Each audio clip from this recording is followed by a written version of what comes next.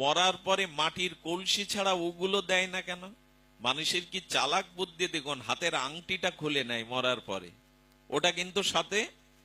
কিন্তু ওই যে কাঁথা কাপড় খাটটা বলে কি এইটাতে উনি শুতেন, এই জামাটা উনি ভালোবাসতেন, এই জুতোটা পরতেন, এগুলো দাও কেন? সোনার আংটিটা দেয় কি? মাদের হাতে বালা থাকলে কান্নাকাটির মধ্যে ওটা খুলে ঘরে তুলবে। দেখুন আমাদের বুদ্ধিটা কি। আচ্ছা, যে মানুষ শ্মশানে শোয়ানো, তাকে যদি বলেন তোমার খাট ছিল এত দামি, আজ এখানে শুয়েছ কেন তুমি? বলো শ্মশান শব্দের অর্থও তো তাই, যেখানে মরাকে শোয়ানো হয়। এখানে আমাকে ওরা খাট দেবে না। আচ্ছা, আজকে তোমার স্ত্রী পাশে থাকবে না, তুমি শুয়ে আছো, বলেন আজ আমার স্ত্রী চৌকাঠ পর্যন্ত বা ঘরের সিংহদুয়ার পর্যন্ত আসবে, তার এ পাশে আসার তার অধিকার। যে টাকাগুলো তুমি সঞ্চয় করে ব্যাংকে সিন্ধুকে সোনাদানা রেখেছিলে, ওরা সাথে আসেনি? বলে আজ বুঝলাম আমি ওদের ভালোবেসেছিলাম, কিন্তু ওরা আমাকে ভালো, তাহলে এক পা বাড়াতো আমার জন্য, ওরা আসেনি। আচ্ছা, যে নাতি নাতনিকে এত ভালোবাসতে, একেবারে ওদের মুখ না দেখলে তোমার দিন ভালো যেত না, ওদেরকে আজ তোমার কোলে দেবে না? বলে না, ওদেরকে আজ আমার কাছে আসতেই দেবে না। হ্যাঁ।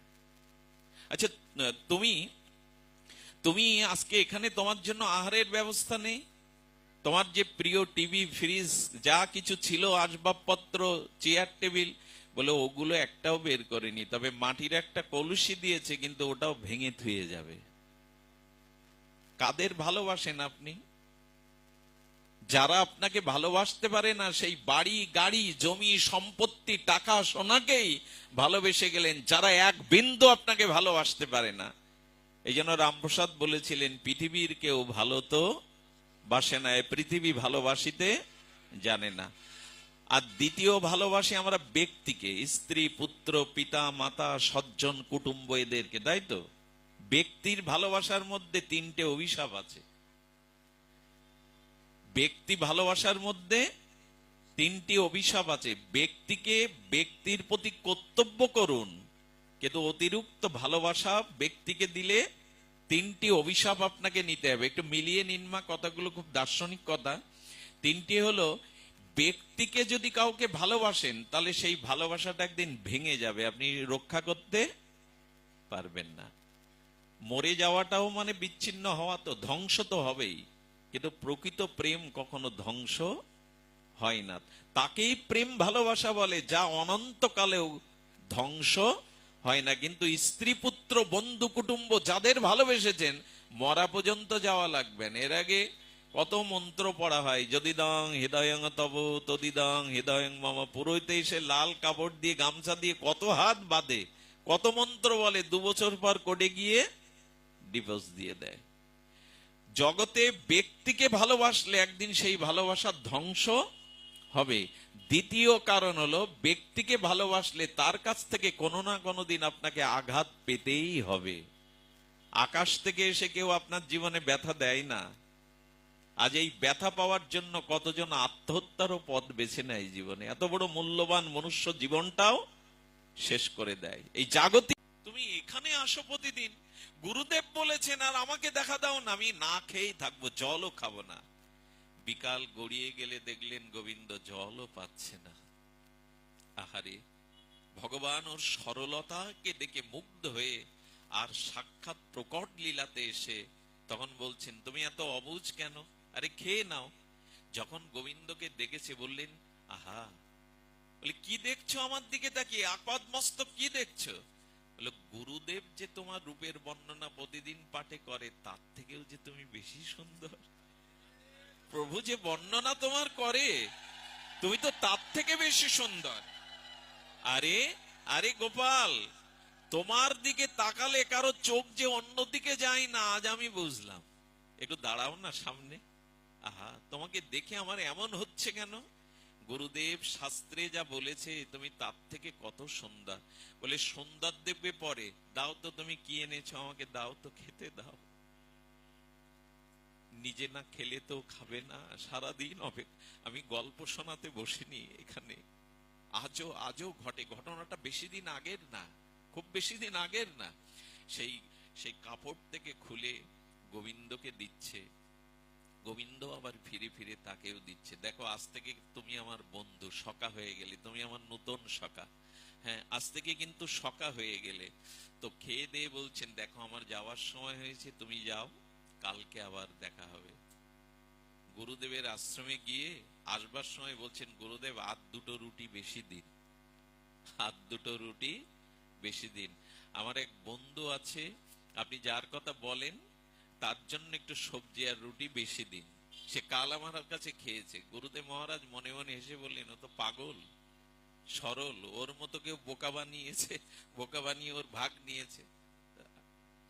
গুরুদেব বললেন, তার নিয়ে যা, আর দুটো বেশি নিয়ে যা। যখন গেছে না, তখন গোবিন্দকে ওইভাবে ডাকছে। আর বৈকালিক সময়ে গোষ্ঠ থেকে ফিরার আগে গোবিন্দ আবার উদয় হয়েছে, বলছে তো গুরুদেব, গুরুদেব এভাবে 2-3 দিন দেওয়ার পরে একদিন দেখছে ওর চোখ আর আগের চোখ নাই, ওর ভাব আর আগের ভাব নাই। গুরুদেব বললেন, তবে কিছু ঘটলো না তো ঘটনা, কিছু ঘটে গেল না তো? মহাত্মা তো, শাস্ত্রজ্ঞ তো, ওর চোখের ভাষা থেকে বলছি কিছু ঘটে গেল না তো? তখন বলছে, দেখ আমি তোকে রুটি সবজি দিতে পারি, বনেও পাঠাতে পারি গাভীগুলোকে নিয়ে, তুই যাকে খাওয়াস তাকে আমাকে একটু দেখাতে হবে এনে। গুরুদেব মনে মনে বললেন, ছেলেটা তো সরল, কিছু ঘটে যেতে পারে, যদি কিছু ঘটে যায়। বলে, দেখ আমি তোকে রুটি দিতে পারি, আশ্রমে রাখতে পারি, গোচারণে যেতে দিতে পারি, যাকে খাওয়াস তাকে যদি আশ্রমে একবার এনে আমাকে দেখাস। বলি, এ আর এমন কি, আমি বললেই বন্ধু আসবে। রুটি নিয়ে গেল। 2-3 দিন বাদে গোবিন্দ রুটিতে মজা পেয়ে গেছে, ভক্তিতেই তো গোবিন্দের কাঙাল। ভগবানকে যদি বলি, প্রভু প্রেম দাও আমায়, গোবিন্দ বললেন, তুমি কি পড়নি ভিখারির কাছে ভিক্ষা পাওয়া যায় না? আমি তো প্রেমের কাঙাল, আমি প্রেম দেব কোথায়? আমি তো চিরকাল প্রেমের কাঙাল। প্রেমের মহাজন হলো আমার ভক্ত, ভক্তের কাছে যাও। প্রেমের মহাজন আমি না, ভক্তই আমার প্রেমের মহাজন। তো ভক্তের কাছে প্রেম পেয়েছেন উনি। এসেই বলছে, তাড়াতাড়ি রুটি দাও, ক্ষুধা লেগেছে, তাড়াতাড়ি রুটি দাও, ক্ষুধা লেগেছে। বলে, রুটি আজ তোমাকে দেব না। বলে, কেন দেব না? একটা সত্য আছে। সত্যটা হলো, এই রুটি আমি তোমাকে দিতে পারি হাতে তুলে, কিন্তু যার কারণে এই রুটি পাচ্ছ তুমি, তাকে তোমাকে একবার দেখা দিতে হবে।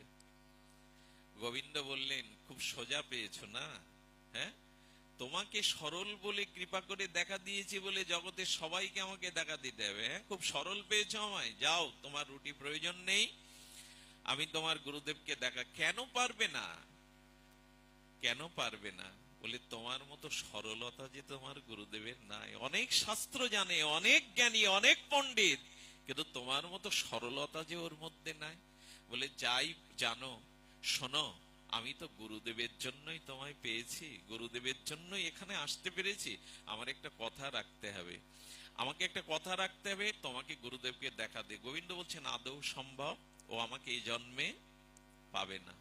বললেন, তাহলে শোনো, এই রুটি আমি বাঁধলাম, আমিও খাবো না, তোমাকেও আমি, দেখুন ভালোবাসা কি জিনিস, তোমাকেও আমি রুটি দেব না। আর আজ থেকে জেনে রাখো, আমাদের বন্ধুত্ব এখানেই নষ্ট, আমি আর ভান্ডির বনে আসবো না।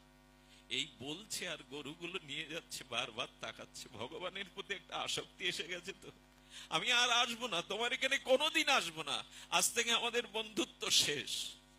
গোবিন্দ দূরে দাঁড়িয়ে চোখে জল মুছছে। সবকিছু মেনে নিতে পারেন, কিন্তু ভক্তকে দূরে সরিয়ে দিতে গোবিন্দ কখনো পারেন না, ভক্তকে উনি সরাতে পারেন না। বলেন, শোনো, তুমি শোনো, যেও না, যেও না, তুমি দাও না, কি এনেছো ওটা দাও, দাও, আমি তোমার কথা রাখবো, দাও, তোমার সাথে আমার বন্ধুত্ব নষ্ট। ভগবানের কত প্রীতি ভক্তের প্রতি, কি সুকৃতি আছে ওর। শুধু সরল ভালোবাসাটা ভগবানকে দিয়েছে, ভগবান এই বন্ধুত্ব ছিন্ন করতে চাইলেন না। বললেন, দাও, রুটি দাও। খাওয়ার পরে বললেন, চলো, আমি তোমার গুরুদেবকে কৃপা করবই। আশ্রমে যাওয়ার পরে সম্মুখে শ্যামসুন্দর দাঁড়ানো, কিন্তু আমার মতো আপনার মতোই দশা, সামনে থাকতেও কি দেখা যায় গো? প্রেম না থাকলে হৃদয়ে ভগবানকে ধরা যায়, দেখা যায়? বললেন, বললেন, ওরে, ওরে, আমি গন্ধ পাচ্ছি গোবিন্দের অঙ্গ গন্ধ, চরণের গন্ধ, কিন্তু তাকে দেখতে পাচ্ছি না রে। তাকে দেখতে পাচ্ছি না। ওই চিরকাল যা হয়, যখনই শিষ্যকে স্পর্শ করলেন ওই সরলকে, তখনই প্রকট শ্রীমূর্তিতে গোবিন্দ দর্শন দিয়ে দিলেন। গোবিন্দকে দর্শনের পরে কি করেছে জানেন? একবার মা, একবার গোবিন্দকে দর্শনের পরে কি করেছে জানেন? গুরুদেব গোবিন্দের চরণে পড়েননি, নিজের শিষ্যর চরণেই পড়ে গেছে। ওরে ওরে, আজ থেকে তুই আমার শিষ্য না, তুই আমার আজ থেকে গুরু রে। যে আগে পায় সেই তো গুরু, সেই তো পিতা, যে গোবিন্দকে আগে পায়। ওর চরণে পড়ে বললেন, ধন্য আমি, ধন্য আমি, আজ থেকে তুই গুরু, আজ থেকে তুই পিতা, যে আগে কৃষ্ণ পায়। পরিশেষে এইটুকু বলবো, আসুন একটু সরল হৃদয় নিয়ে, একটু প্রেমশ্রু নিয়ে, একটু ব্যাকুলতা নিয়ে যেটুকু ভজন করেন, ভজনের সাথে একটু ব্যাকুলতা, একটা রুচি মিশিয়ে ভজন করুন। ভগবান দূরের বস্তু নয়, ভগবান আপনার নিকটেই আছে, কাছেই আছে। শুধুমাত্র তাকে খোঁজার সাথে সাথে একটু ব্যাকুলতা দরকার, একটু উৎকণ্ঠা দরকার। আজ এইটুকুই থাক। যারা অনুষ্ঠানের আয়োজন করেছেন, আমি আমি এই অঞ্চলে মনে প্রথম এলাম। তাপসদা আসছেন এখানে, ওনার গৃহে এসেছি, বাগেরহাট রাধা গোবিন্দ মন্দিরে রেলগেটে এসেছি। তা আজ আমার মনে হচ্ছে এই চৈত্রের ভীষণ তাপে, আমার কি মনে হচ্ছে জানেন, এই বাইরে কত মানুষ ভক্তরা দাঁড়িয়ে, জানেন, রাস্তায় দাঁড়িয়ে ধুলা মেখে এই গরমের দিনে, আমার মনে হয় ওনাদের প্রত্যেকেই যদি আমি এখানে বসে আমি দাঁড়াতে পারতাম ওখানে, আমি অবাক হয়ে গেছি। তবে বাগেরহাটের পক্ষে এটা সম্ভব। আমি আমার হারানো পিতাকে, ছোটবেলায় বাবাকে হারিয়েছি, বাবা বাগেরহাটের কথা খুব বলতেন, যে ওখানে শুদ্ধ বৈষ্ণব ভক্তির প্রবাহটা অনেক দিনের, রথটা অনেক দিনের। আমি আজ আপনাদের দর্শন স্পর্শন পেয়ে নিজেকে ধন্য মনে করলাম। একটা অনুরোধ বা একটা ভিক্ষা চাইবো আপনাদের সকলের কাছে, কেউ বঞ্চিত করবেন না।